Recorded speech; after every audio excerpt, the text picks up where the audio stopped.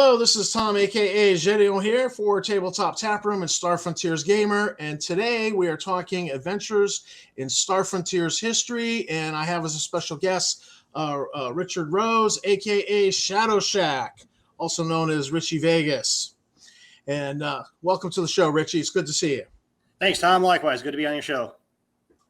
So we've known each other a long time through the forums, so it feels like old friends, but it also feels like first time meeting doing this through the video chat. Yeah, easily 15 years, if not longer. Yeah. Oh, yeah, absolutely. Easy. It's been 10 years that I was working on Frontier Explorer, so definitely good 15 years. And I've been a fan of all your writing in the magazines as well. I mean, you've been a frequent contributor to both magazines over the years. Oh, thanks. It's been a pleasure contributing. Yeah. And so we're actually here to talk today about Ventures in History. And both of us have worked on, history projects where instead of going with the regular setting in Star Frontiers, we've stepped back in history and said, all right, let's dial it back and set up an adventure at this point in history.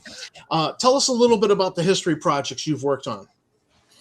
Yeah, let's see. I'm going to say it's been easily 10 years since I started my first one. I actually have 4 in the making right now. Book 1 is Core 4 and the First Contact and all that good stuff. Second one's going to be called Rise of the Megacorps. Third one, we have Pirates Terrorize the New Frontier. And fourth and final one is going to be Second Common Muster Needs You, which is the first Sathar War and the formation of the UPF. Yep. The one I started on over 10 years ago would be the Rise of the Megacorps. That's basically a in-system setting in Turon Star because they're basically a self-sufficient system. They have one world produces agriculture and industrial, and the other world produces resources. So they're all self-contained. They really don't need to trade with other systems. They're self-contained, although they do accept trade from other systems naturally. But I was thinking, hey, what happens before the UPF? What happens maybe 100 years ago before the UPF? And system ships are the big deal. Ion drives are probably about the only thing you're going to find. There's no military force yet, so any interstellar traffic is going to be an ion drive. There are atomic drives, but they're super duper expensive. Nobody can afford them. There's no military. There's no government's going to sponsor them, but they're there. But in a nutshell, we have the Turon Star is trading between their 2 planets, and it's Streel Incorporated, which is the predecessor to the Streel Corporation. Right. They're just in their infancy. They're not a megacorps yet. And then Pangalactic Conglomerates comes in and sets up a mining guild. Now, Pangalactic Conglomerates is also in their infancy. They're not a megacorps yet either. Naturally, they evolve into Pangalactic Corporation. So we have these 2 megacorps or pre-megacorps rising in power, going against each other. Now, being in Turon Star, obviously the protagonist is going to be Streel, and the antagonist is going to be Pangalactic. Sort of like the 3 Musketeers, you have the Cardinal and the governing power looks at the 3 Musketeers as the bad guys. Yeah. In the immortal words of Obi-Wan Kenobi, it's all a certain point of view. So that's how we're working. That's how this is working. So we have this all this set up. There's system ships trading back and forth between the 2 worlds. You have your privateers working for the Streel and the government. You have the mining guild trying to usurp the independent haulers. And it's just, I had to elaborate. The big thing was I had to elaborate on the system ships because there's really nothing in the canon rules. You have a load of fuel costs $100 per load or whatever it is. And It really gives you nothing to work on beyond that. So I had to expand the chemical drives, give them statistics, how much fuel it takes, how fast you can go, a top speed before you run out of your reserve fuel to slow down on the other end, all that fun stuff. Yeah. So, I've been a fan of actually this particular project of yours, The Rise of the Megacorps. I thought it was very interesting, and I liked that it was set in Turon Star. You had the Pale, the new Pale, and there's a lot of scope there.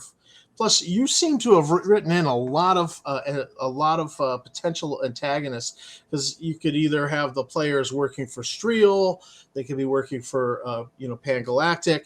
Then you have the Miners Guild, and you have the Independents. So there's all these factions that are just possible in there, and I could think of even more. wrinkle in there. I mean, there's a lot of historical stuff that could be played with, certainly. Oh, definitely. I mean, being an unfinished product, there's certainly room to expand on those ideas. Yeah, we have basically 4 we can work with at the moment. But you could even do like the proto Husp there from the Volturnus Connection Dragon magazine article, where it was the human superiority party, whatever it was, but they were, I believe, headquartered in Truane Star.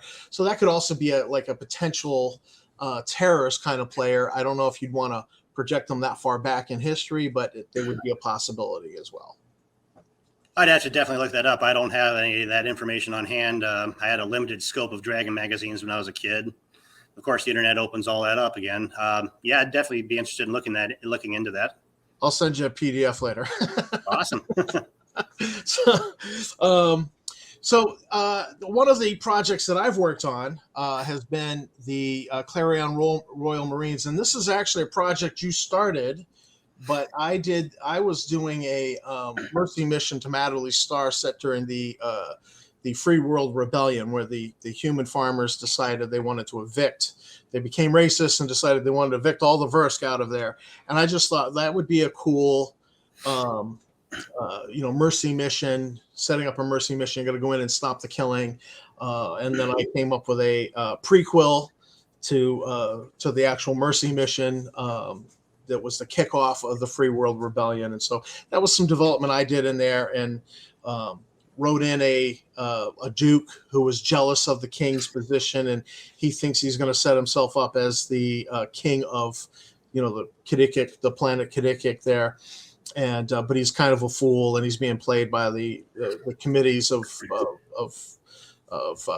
I forget what they're called. Committees, not public safety, but committees of freedom, who want to evict the verse. So that was one of my major campaigns in history that I worked on and developed. So it's a 2-adventure, it's a 2-story arc, and at some point I'm sure I'll come up with a 3rd to round it out. But definitely that's been my drive, although I followed your project very closely. So what do you suppose is the attraction for doing adventures in history? Because you've done quite a bit more work than I have. I would have to say because it's largely unwritten. There's really the only references we have is a broken timeline in ZEBS guide that doesn't really mesh with the published material from before that. And even that's pretty vague. It really doesn't delve into much into the details. Pretty much anything before the formation of the UPF is just totally blank slate, 8-word, 12-second soundbite, or 12 words, 8-second soundbite, however that works. It's just barely enough to capture attention. Then it just leaves you wondering, okay, what really happened? So being the blank slate that it is, history is kind of a fun thing to explore, even in real life. So why not apply it to a game? Why not say, hey, my characters are living in this time zone and they're doing all this fun stuff, but what about their ancestors? What were they doing? You get to play their ancestors. You get to play your great-grandfather or your grandfather. I mean, we're talking 100 years before the formation of UPF, and, basically your PCs are starting around 50, 60 Federation years. So, maybe it's just your father, your grandfather, because they lived to 200 years, whatever their limit is. So it's really not that big of a generational gap. But still, it's fun to explore. What would your grandfather be doing in this period? What's his story? Yeah, I just now it's funny that you mentioned the broken timeline in ZEBS, because one of the ironies in life is that you and I have both been proponents of taking shots at ZEBS guide. So we've been major proponents for trashing ZEBS. Although I think I've been more of a let's rehab it. How do we fix it? How do we get it to rehab and mesh and so on? And I have an image of you being more of the type that would use ZEB's guide to catch oil from leaking underneath one of your bikes. That's pretty much true. The garage floor. So I mean, I don't have a parakeet, so that's what a double's for. So it's the irony is that we've been like major haters on ZEBS guy, but without that timeline there to give us little hints and pieces, maybe we might not have had these adventures. Or do you disagree? There's a grain of truth to that. I mean, the beauty of ZEBS is you have the luxury of ignoring it. You can pick and choose what you like for your campaign. It's an incomplete book, so you really can't use it to play. So really the only option you have is to say, well, let's see, I like this part. I like this explanation of the Megacorps. I like this part here. This part could definitely use some work. And that's what I've done. I have two basic timelines in my game. I have a timeline for the modern day PCs, which is really not even related to the ZEBS Guide one. It's just based on the written modules using Dramian runs that takes place in year 60 or 61, and everything predates or postdates that in my timeline. Right.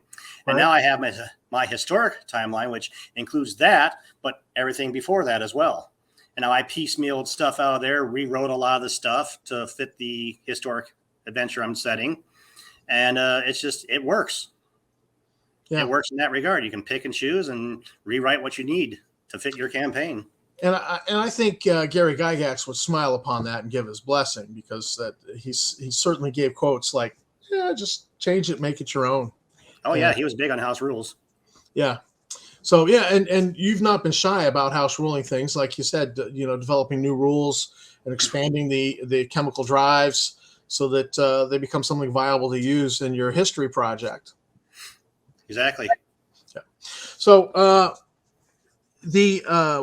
what are the elements, when you're working up a setting back in time, what are the elements that convey to the players that you're playing in a different, different setting, a different timeline, different era?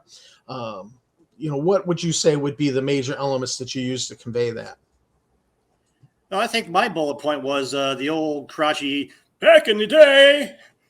The gas was 69.9 back in the day. Well, hey, guess what? A laser gun's 600 credits. Well, now let's talk about how much it's going to be 100 years ago, 150 years ago. It's not going to be 150 credits. It's going to be less. It's going to be half at best. Then you have to look at the technological gaps. Not everything was micro-sized back then. Your mainframe computers, for example, they chew up a lot of space in the modern rules. They're going to chew up a lot more space in historic rules. Okay. Basically, each program is going to take up twice as much space. And you have to look at the limitations. How much can a mainframe computer hold? Can it really hold that much? The current rules, there really is no limit. But why not put a limit on it? Okay, you need one mainframe computer to do this. You want that much power, you're going to have a second mainframe computer, maybe a third. Link them all together with a bureaucracy program. And just each one has a certain set of programs it works on, and the bureaucracy program unites all 2, 3, 4, whatever mainframes you have. And it's going to chew up a lot more space, which is what happened even in modern day Earth. You look at computers in the 60s and 70s, they fill up entire rooms. Now they fill a desk. Now they fill a laptop. Now they fill a phone. Yeah, I'm looking for my phone here. Just lots of computing power on this that, I remember when I was driving for Uber, I would actually write magazine articles on this, and then I would be like, all right, I'll upload that to the site when I get home and I get at the regular computer. It would just be easier, than to upload it from here. But I would actually write whole magazine articles for the fan magazines just on the phone while sitting at a Dunkin' Donuts. Just type. Yeah, I mean, it's what you can do these days. I mean, personally, my fingers are a little too large for that kind of a format. I'm still not used to it. I'm dependent on a laptop for writing articles.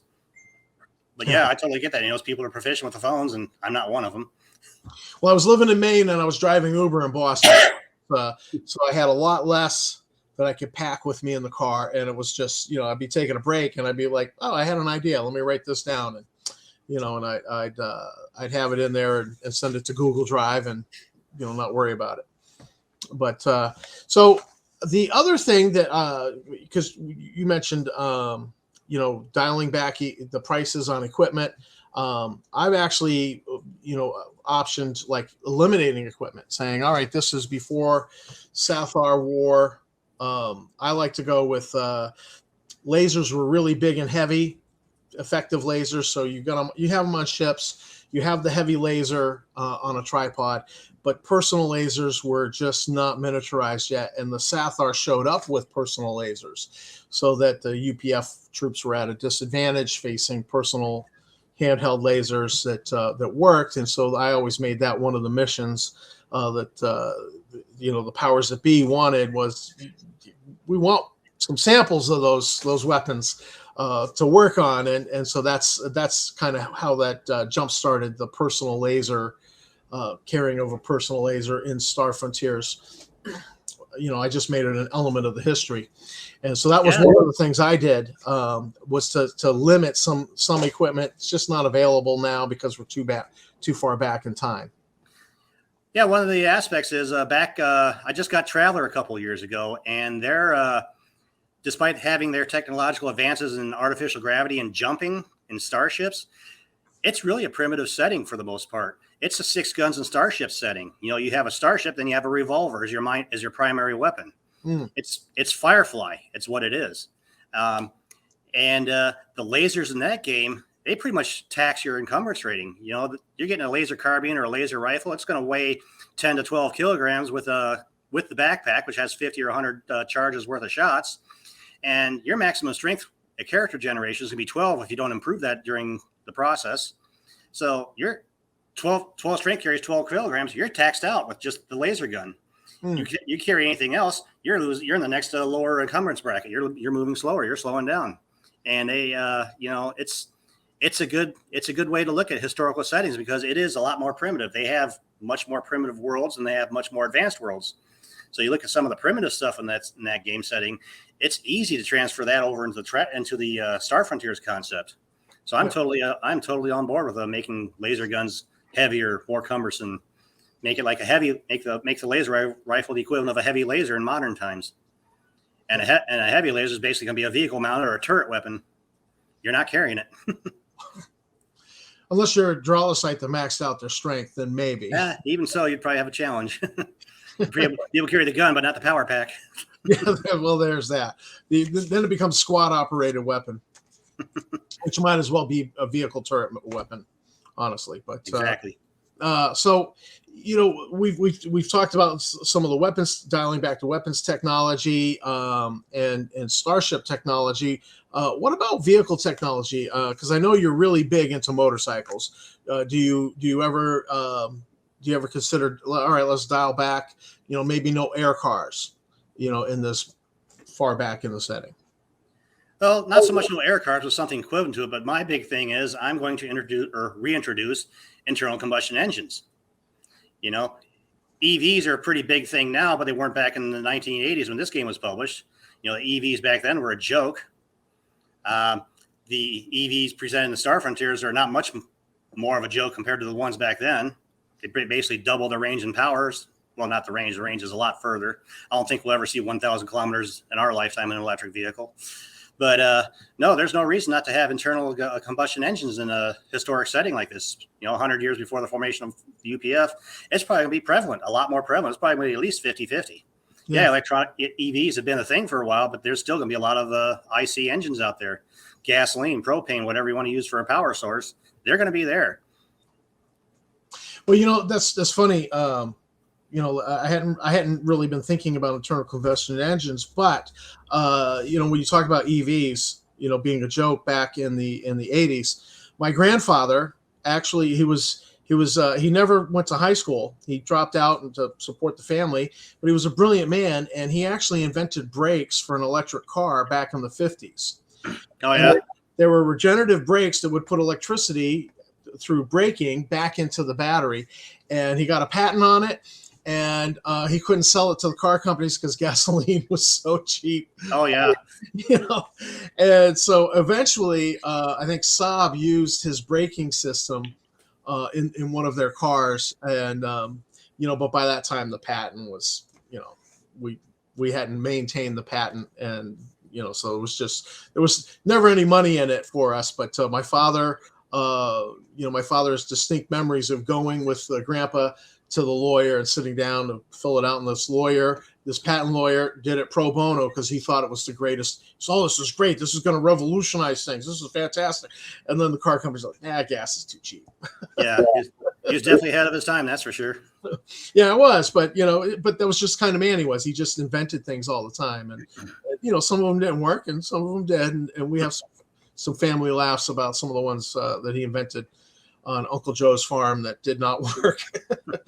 But at any rate, so we dial back equipment, we dial back the technology for the starships to convey the history setting. What are is there any other things we dial? I mean, sometimes just in dialing back, you've mentioned specifically no government, there's no military. So you almost have to do a little bit more of a write-up of the planetary government and what is its police force, what is its military force, if it has any.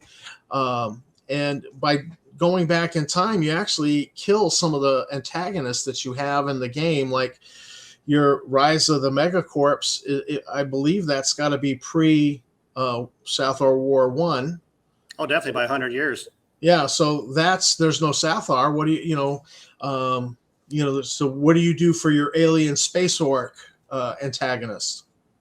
Well, I have pirates in that game too. That's the big threat. Pirates working for both sides. In fact, you have privateers working for Streel, and you have bona fide pirates working for pan-galactic conglomerates via the mining guild. They're there to enforce the rules of either faction. And some of them are just independents and just going after anyone and everybody. Well, I had played around with adding. All right, there's no Southar during my Mercy mission time, but I thought that I could actually. I didn't see a reason why I couldn't include the Zurikor, which are a Southar ally, and have a few encounters potentially between the Royal Marines and the Zurikor. So that was one of my answers to the Space Orc issue of not having the Southar. That's definitely an interesting take. I mean, there's really not a whole lot of background on them. We have the introduction in the mini module. They were never used after that.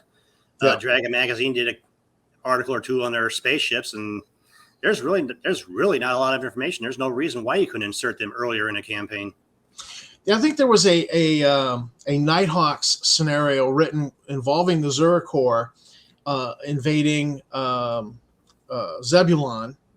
And in that article, they had Pan-Galactic had a space station at Zebulon. Of course, in the core rule books, there's no such space station there. So I always just ruled it as they built it, they had it for a little bit, the Zurikor came in, and it was a casualty of that battle. Hey, why not?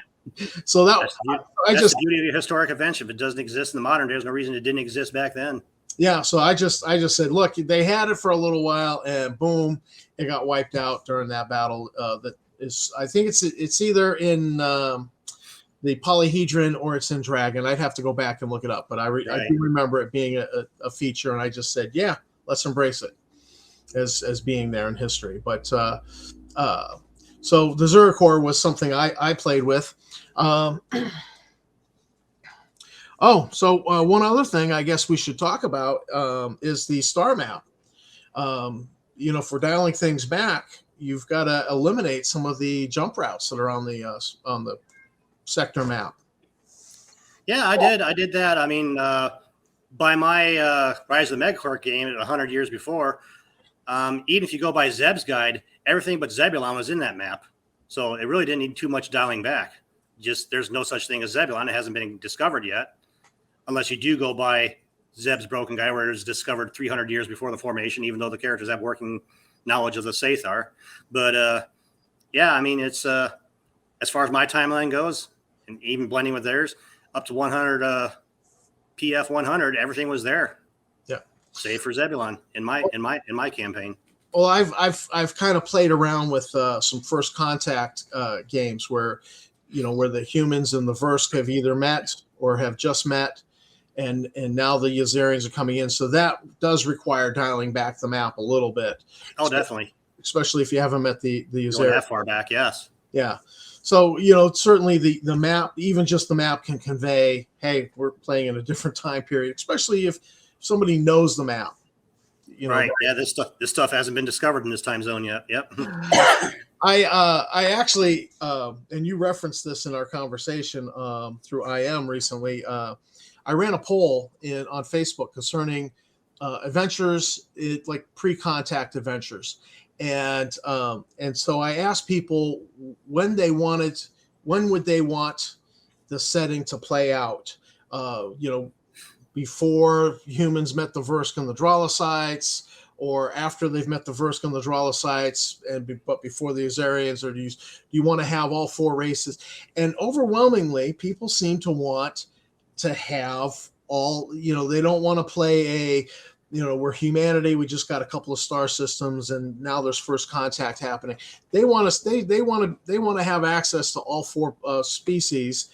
Even in an early history game. And I was kind of surprised by that. What were your impressions of that poll? I dual voted that one. I said humans only be okay, and then I also voted for Azarians, and that covers pretty much the whole broad spectrum. So I would be good either way. I do understand that there would be a decent time frame between all this stuff happening. It's not going to be like, hey, all four of them come in at once. No, that's not going to happen. One's going to meet one, one's going to meet the other, and then eventually all four of them get together. Even if you want to make that a few months to a few years to a few decades, there's going to be a time difference. Sure. So I guess, hey, if you really want to be the Azarian that badly and they're last of the show, you got to let them know, hey, look, they're last of the show. You're not going to be playing for a bit. Well, I don't know if there's an option to do it where you've got separate groups, because, of course, they always say in D&D, never split the party, but you might have separate groups coming in. But they know that you almost, it's like players know the point is we got to come together and be one frontier anyway. So there's you're going to have the animosity and misunderstanding. I haven't figured out how you work that into that type of game. The pitfalls to first contact, but it's definitely something that I have noted that players seem to want the option of all four species. Yeah. They don't really want. I think best case scenario there is, okay, we're starting off. Race 1 meets race 2. This happens. These players get to play at this point. Fast forward, bam, time warp, whatever you want to call it. Race number 3 comes in the scene, meets the other 2. Play that out with all 3 of those people. And then bam, another time warp, all 4 of them are together. But like I said, eventually you're going to have one player is going to be waiting until the end to start playing. Wait, no matter how fast or slow you make that progress. Well, I suppose what you could do is you just track how much experience points they've earned, and then when the Azarian is available and they want to play Azarian, they can just build that Azarian with the same amount of EXP. So it's the EXP belongs to the player, not so much to the character. Yeah, that works too. So that might be one answer. As long as they have the understanding they may not be playing right away. Yeah. You start from the beginning. You're getting 2 basic skills. You start at the end. Hey, you're getting X amount of experience points to build your character. Yeah. But you're not playing right away. That's the offside. Well, the only upside on that is that I believe ZEBS Guide has the Versk and the Dralocytes meet, and then humans and the Versk Dralocytes, detect signals from each other, and then eventually they meet. Right. So to me, that's a little bit easier because if you've got that first contact, suddenly you've got the 3 species together. And, and it's not so limiting, but everybody loves the Rage Monkey, so you got to have Azarians. I don't know. Yeah. I think even the synopsis inside the Star Frontiers book mentions that without giving a time frame. Yeah. It might be even so vague as all 4 meet eventually, the keyword being eventually. Eventually, yeah. It suggests that, they didn't all meet together. So are there any areas poking around in the timeline that you've thought, hey, that might be something I'd like to game in the future that you haven't explored yet? Well, as far as historical ventures go, sure. I have something I branched off from this project, the Dramian project with Garlus Tylapper as a younger person, pre-Golan. It's not tied into this, but it's still a historic adventure. It predates the Golan by easily 20 years, if not more. He's still a young man. It's still post Sathar 1, pre Sathar 2. But the Dramian Wars have been put out, the first 2 anyways. He was a victim of both of them. He joins the Inner Reach militia as a combat medic, and eventually starts doing special missions for him, and starts working with a criminal organization in Outer Reach, doing investigation work. And all this ties into the Goldwyn, where he acquires the new ship and starts working for the criminal organization. But yeah, it's a historic adventure nonetheless, just not that far back in history, just before the adventure was written. I hadn't thought of that. But I remember chatting about that particular project because it is an interesting thing to go back and look at Ty Lapper's early history, and it actually reminds me of something that I discussed quite a bit with Larry Moore, which was he had an article on the nefarious antagonist, and we used this as an example the Malthar, and so I suggested, well, you go back in time, and it wasn't so much going back in time, it was just that the PC's first encounter of the Malthar, he's just a shuttle pilot, and he happens to give him a ride somewhere, and then their next interaction with the Malthar, he's become a little bit more of a crime lord, and so it's this rise to, he reaches his level of nefariousness, in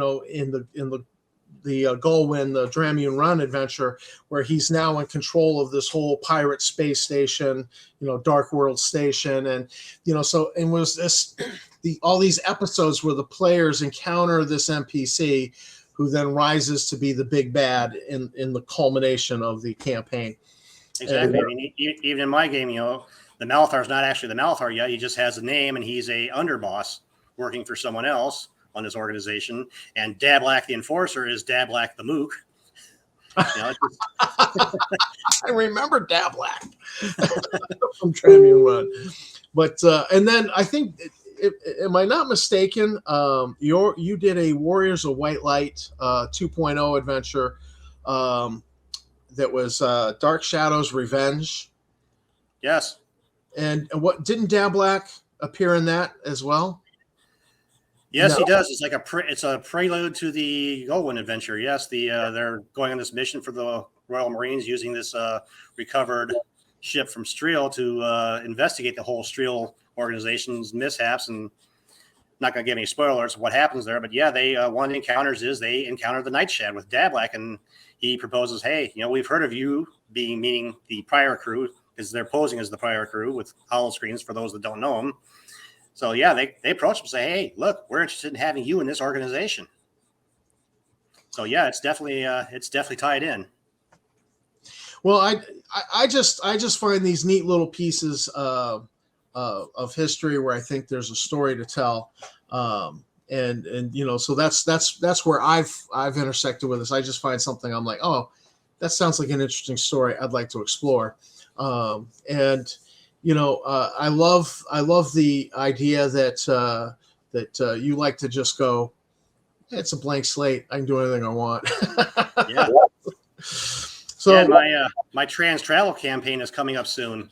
There are characters you're going to recognize from the past in that as well.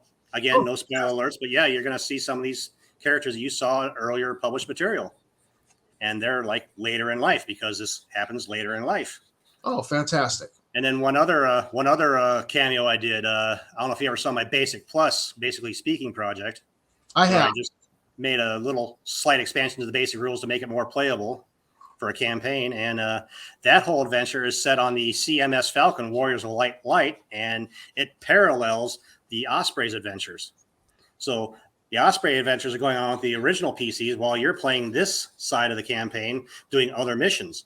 And one of those missions is the Goldwyn is inbound with a broken drive system. It cannot decelerate, and you have to go help the skipper repair the drive so he doesn't go on a collision course with the Clarion station. And of course, it's a big feint. He says, "Yeah, there's this other freighter following me. They're probably carrying some contraband cargo that you guys don't like from Streel." And then he doesn't even land at the station. He goes off to Minotaur, where his Dralsite crew eventually dies when he gets caught up with. But yeah, it's all parallel there. I love throwing those cameos into my adventures. That's cool too. I love the pre-introduction to Ty Lapper, with the Falcon parallel campaign. Right. So this has been a good conversation. Is there anything we haven't covered? I'm sure there isn't, but I think we got it all four bases covered. Yeah. All right. Well, I really appreciate you coming on and talking. Actually, no, I do have one thing I think we might want to cover is talking about the historical adventures is the culture difference. You touched on with the government versus interplanetary government. That would be one aspect. We're talking 100 years before the formation of the UPF. There's probably still some racial tensions going on between Dralosites and humans and Brusk and the Azerians. Those modifiers in the Alpha Dawn rules probably might need to be adjusted. They might hate each other a little more. They might like each other a little more, depending on how that goes. That's a good point. I hadn't even thought of that. That is, yeah. And that just came to my mind here. That's a good game mechanic that you can modify, and that kind of says, hey, we're in a different time because the Azerians really don't like the Dralosites. We thought they didn't like them before, but now they really don't like them. Yeah, they're still uneasy, much more uneasy. And, there might be a story there that we could explore in early history where, a Dralosite really did something to piss off a Azerian priest or something. It's and his battle rate score suddenly doubled. Yeah. So definitely something more that could be explored there. And I don't know if there would ever be interest in players to, explore Azerian prehistory of finding and settling the frontier before they met the humans in the Versk and the Dralosites, but therefore it'd be like an almost all Azerian game. Yeah, it's potentially. It's definitely a setting worth exploring because their worlds are all isolated from the main core frontier worlds. They got their major systems 14 light years from Prenglar. That's a long jump. Not many people are going there. They're more likely to go to Gruna Garu, which is 11 light years away, which is still a healthy haul. So they're pretty isolated, and there's got to be a reason for that. Well, I always just portrayed it as they started coming in and then slowly penetrating deeper into the frontier, and the first contact happened at Prengular, is how I always wrote it into my setting. That was and it was not even Royal Marines; it was a Royal Merchant Marine ship captained by a Captain Morgaine.